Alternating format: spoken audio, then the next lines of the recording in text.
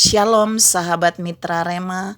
Hari ini tanggal 18 Februari 2023 kita akan sama-sama mendengarkan firman Tuhan yang terambil dalam kitab Ayub 1 ayat 8 sampai ayat yang ke-9 yang berkata demikian. Lalu bertanyalah Tuhan kepada iblis, apakah engkau memperhatikan hambaku Ayub? Sebab tiada seorang pun di bumi seperti dia, yang demikian saleh dan jujur, yang takut akan Allah dan menjauhi kejahatan. Lalu jawab iblis kepada Tuhan, apakah dengan tidak mendapat apa-apa Ayub takut akan Allah? Demikianlah firman Tuhan, dan firman ini akan sama-sama saudara dan saya renungkan di hari ini yang saya beri judul nilai rapot kehidupan. Saudara yang saya kasihi dalam Tuhan Yesus Kristus, kalau bicara tentang nilai rapot, itu saudara dan saya punya dalam dunia pendidikan, di SD, SMP, SMA, bahkan perkuliahan, bahkan ketika kita ada di tingkat S1, S2, S3, ada nilainya. Dan ternyata surga juga punya nilai bagi saudara dan saya. Ternyata Allah juga memberikan nilai kehidupan bagi saudara dan saya. Dan ini yang dia lakukan bagi Ayub. Tapi untuk memberikan nilai dalam kehidupan Ayub, Allah punya kategori penilaian. Ada 4 kategori yang Allah nilai dalam kehidupan Ayub yang terdapat di dalam Ayub 1 ayat 8 sampai 9. Jadi ada 4 hal yang dinilai dan kemudian itu akan menjadi penilaian Allah bagi Ayub. Yang pertama adalah saleh, kesalehan. Jadi Allah berkata kepada iblis bahwa Ayub ini adalah pribadi yang begitu saleh. Kata saleh di sini artinya tidak hidup bercela. Jadi hidupnya nggak ada cela. Dia tidak hidup cemar. Kata tidak hidup bercela dan tidak hidup cemar itu untuk dirinya dan juga tidak mencemarkan orang lain. Maksudnya apa? Kalau dia melakukan dosa, itu cemar. Dan dosa itu juga dia mencemarkan orang lain, buat orang melakukan. Tapi Ayub tidak melakukan itu. Jadi poin pertama, nilai pertama yang Ayub dapat sangat memuaskan. Karena Allah bilang gak ada seperti Ayub di bumi, bilang kepada iblis. Artinya nilainya kumlot. Kalau saya pakai huruf, nilai kesalehan Ayub A. Yang kedua, Tuhan bilang Ayub itu orang yang jujur, punya integritas. Dalam keadaan apa saja dia itu hidup jujur. Hari-hari ini saudara dan saya lagi sedang begitu banyak melihat, mendengar, menonton bahwa ada kejujuran yang sangat dahsyat yang terjadi di bangsa kita.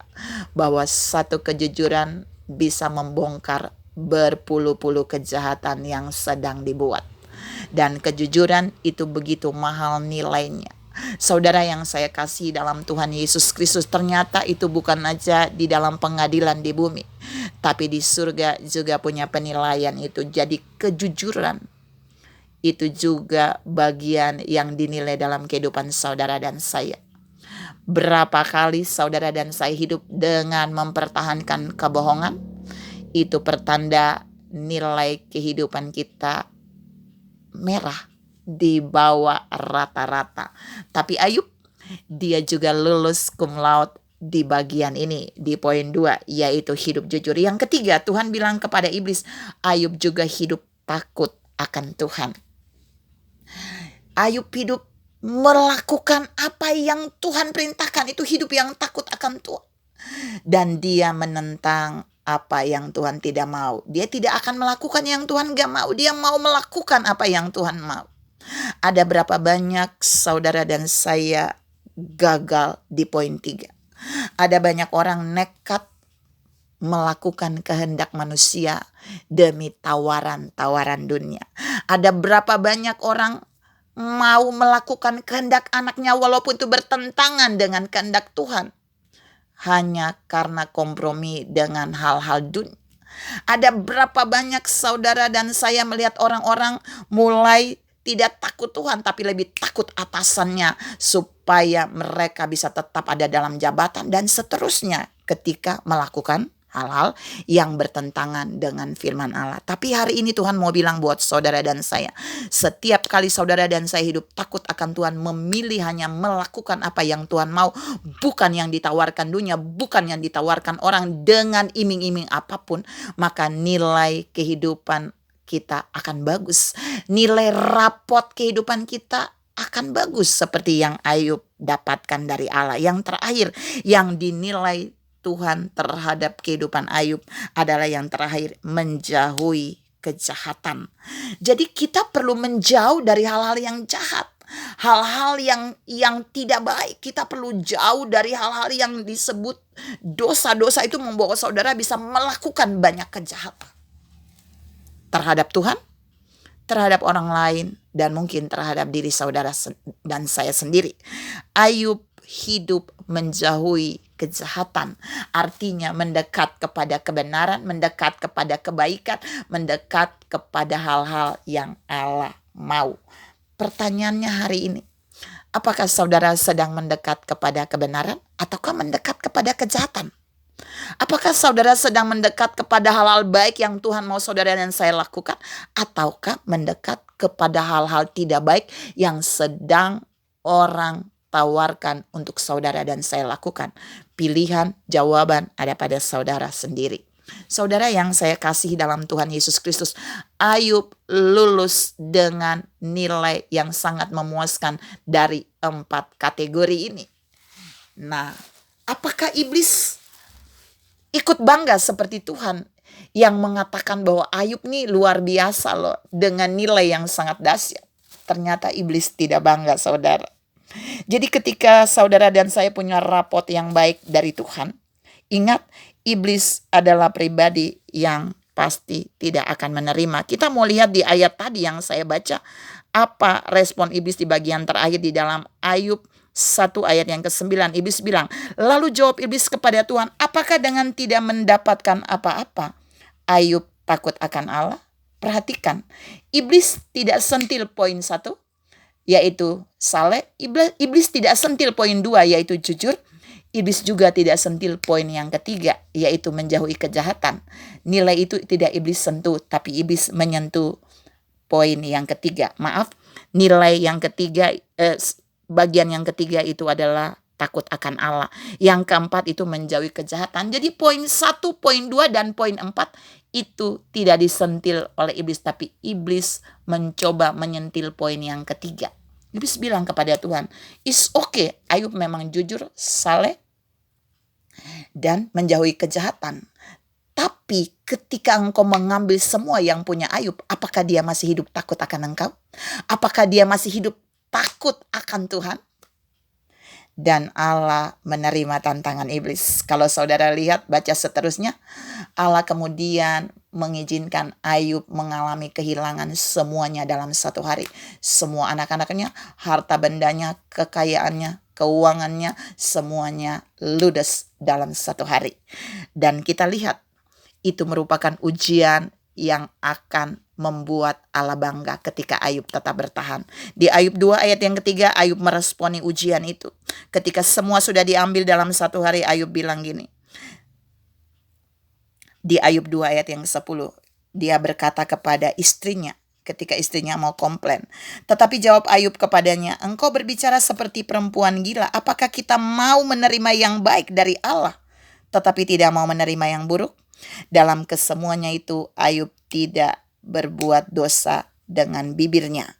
Bahkan di bagian lain di Ayub 1 ayat 20 dan 22, Ayub katakan, maka berdirilah Ayub lalu mengoyakkan jubahnya dan mencukur kepalanya, kemudian sujudlah ia menyembah, katanya, dengan telanjang aku keluar dari kandungan ibuku, dengan telanjang juga aku akan kembali ke dalamnya. Tuhan yang memberi, Tuhan yang mengambil, terpujilah nama Tuhan. Dalam kesemuanya itu Ayub tidak berbuat dosa dan tidak menuduh Allah berbuat yang kurang patut. Perhatikan, tantangan iblis direspon oleh Allah. Semua yang Ayub punya diambil, tapi Ayub tetap mempertahankan 4 kategori nilainya yang terbaik tadi. Buktinya apa? Ayub tidak menuduh Allah, dan ada peneguhan Tuhan tentang respon Ayub. Kita lihat Tuhan berkata kepada iblis di Ayub 2 ayat yang ketiga, yang mirip dengan Ayub 1 ayat 8 dan 9 tadi. Firman Tuhan kepada iblis ini yang kedua kali Tuhan bicara kepada iblis setelah Ayub diuji. Apakah engkau memperhatikan hambaku Ayub? Sebab tiada seorang pun di bumi seperti dia. Ini sama dengan Ayub 1 ayat 8 dan 9 tadi. Yang demikian saleh dan jujur, yang takut akan Allah dan menjauhi kejahatan. Tuhan ulangi lagi. Ternyata Ayub masih sama, tapi ada pernyataan Tuhan yang lebih dahsyat. Ia tetap tekun dalam kesalehannya. Perhatikan, Tuhan menunjukkan kepada iblis walaupun sudah diambil segalanya, walaupun sudah diambil semua dari Ayub, Ayub bukan saja tetap takut akan Tuhan, dia tetap juga tekun dalam kesalehannya. Ayub mempertahankan hidup yang tidak bercela dan tidak cemar sekalipun Ayub sudah diizinkan Tuhan habis segala-galanya. Saudara yang saya kasihi dalam Tuhan Yesus Kristus, ujian Ayub yang kedua lebih berat. Tapi perhatikan, Tuhan bangga dengan Ayub. Tuhan bilang kepada iblis, Ayub tetap mempertahankan ketekunannya dan kesalehannya. Ini yang lebih dahsyat. Allah bilang gini, ia tetap tekun dalam kesalehannya meskipun engkau tuh iblis telah membujuk aku melawan dia untuk mencelakakannya tanpa alasan. Jadi Tuhan bilang gini, bahasa sederhana, kamu emang suruh aku ambil semua daripadanya seperti dia mengalami kecelakaan. Tanpa ada alasan, tanpa dia harus aku hukum demikian. Tapi dia tetap tekun dalam kesalehannya. Tuhan menambah kata tekun. Ayub bertahan mempertahankan nilai rapot kehidupannya sehingga Allah bangga, dan Allah menunjukkan itu kepada iblis bahwa Allah tidak salah memberikan nilai rapot kehidupan itu bagi Ayub. Tuhan mau saudara dan saya juga belajar. Apakah nilai kehidupan yang kita jalani sekarang, yang kita terima daripada Allah, apakah juga cum laude dari Allah? Ataukah ada yang di bawah standar? Mari hidup saleh, mari hidup jujur, mari hidup takut akan Tuhan, dan mari hidup menjauhi kejahatan. Supaya nilai rapot kehidupan kita bisa paling tidak mirip dengan yang dimiliki oleh Ayub. Tuhan memberkati saudara berlimpah. Salam memiliki nilai rapot kehidupan yang memuaskan hati Tuhan. Amin.